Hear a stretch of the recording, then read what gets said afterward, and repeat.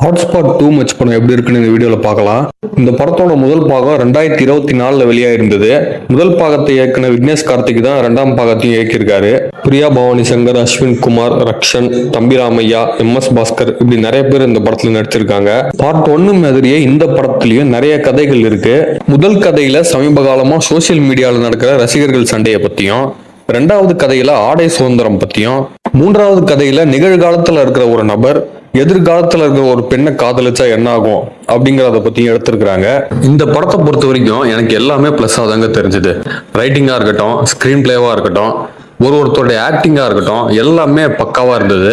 இந்த படம் ரிலீஸ் ஆனதுல இருந்தே தம்பி ராமையா மற்றும் MS பாஸ்கர் இவங்க 2 பேர் சம்பந்தப்பட்ட காட்சிகள் சோசியல் மீடியால ரொம்பவும் வைரல் ஆச்சு.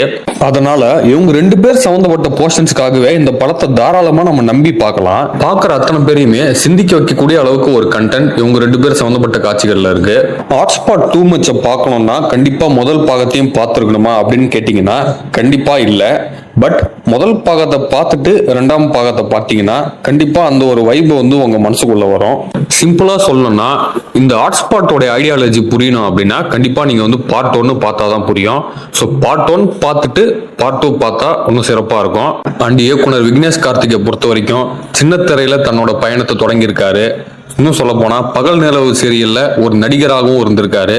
திட்டம் 2, அடியே, ஹாட்ஸ்பாட் 1 மற்றும் ஹாட்ஸ்பாட் டூ மச் இப்படின்னு தன்னோட கரியர்ல போதுமான அளவுக்கு வித்தியாசமான கதைகளத்தோட அவர் படங்கள் இயக்கியிருக்காரு. எனக்கெல்லாம் தனிப்பட்ட விதத்துல இந்த திட்டம் 2 படம் ரொம்பவும் டாப் நாச்சிங்கா இருந்தது.